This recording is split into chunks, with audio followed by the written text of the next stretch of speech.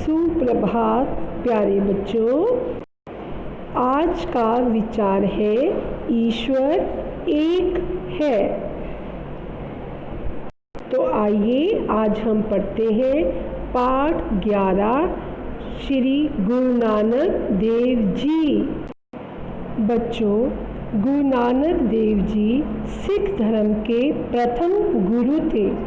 उनका जन्म सन 1469 ईस्वी में तलवंडी नामक स्थान पर हुआ था। इस स्थान को ननकाना साहिब कहते हैं। इनके पिता का नाम मेहता कालू और माता का नाम तृप्ता देवी था। गुरु नानक के अनेक शिष्य थे। उनमें बाला और मर्दाना प्रमुख थे। एक बार गुरु नानक जी बाला और मर्दाना के साथ भ्रमण कर रहे थे। भ्रमण करते करते वे एक गांव में पहुंचे। गांव में उन्होंने एक घर का दरवाज़ा खटखटाया। दरवाज़ा खोलते ही उन्हें गालियां दी गई। वे दूसरे घर पहुंचे, वहां भी उनसे बुरा व्यवहार हुआ। उन्होंने कई घरों के दरवाजे खटखटाए, पर हर घर में गालियां ही मिली। रात हो चुकी थी। तीनों ने एक पेड़ के नीचे रात बिताई।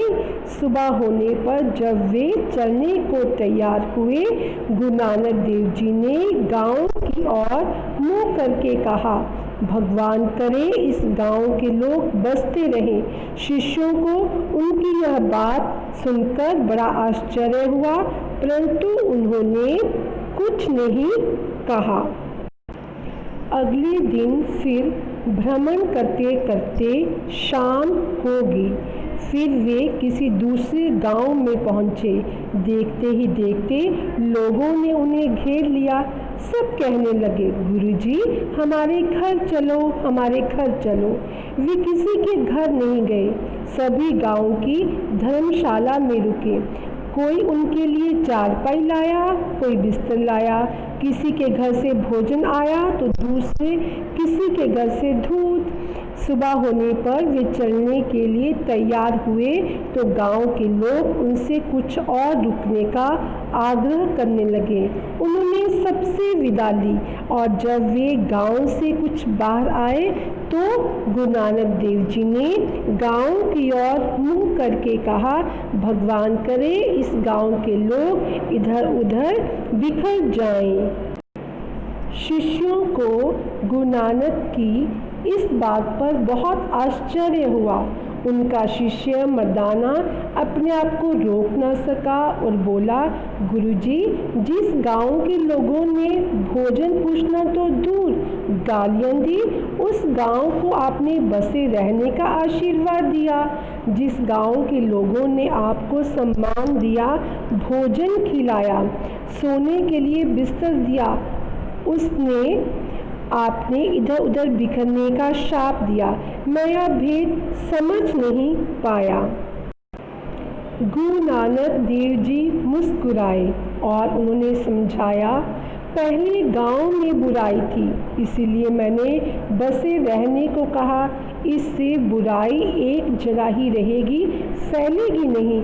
दूसरे गांव में अच्छाई थी, अच्छाई फैलनी चाहिए। इस गांव के लोग जहां भी जाएंगे अच्छाई साथ लेकर जाएंगे। इस प्रकार हमारा सारा संसार अच्छा बन जाएगा। गुरु नानक की बात सुनकर उनके शिष्यों का भ्रम जाता रहा। वे गुरु जी के चरणों में झुक गए। 1539 ईस्वी में 70 वर्ष की आयु में श्री गुरु नानक देव जी अपना यह भौतिक शरीर छोड़कर ईश्वर की ज्योति में विलीन हो गए। बच्चों, इस तरह इस पाठ से हमें यही शिक्षा मिलती है कि हमें हमेशा अच्छे मार्ग पर चलना चाहिए। बच्चों, आपका हिंदी का यही होमवर्क है कि आपने पाठ 11 गुरु नानक देव जी इसको अच्छी तरह से पढ़ना है और समझना है कि अगर हम अच्छे रास्ते पर चलेंगे तभी हम जीवन में कामयाब हो सकते हैं और हर हालत में हमें अच्छाई के रास्ते पर ही चलना चाहिए और कभी भी इस रास्ते को नहीं छोड़ना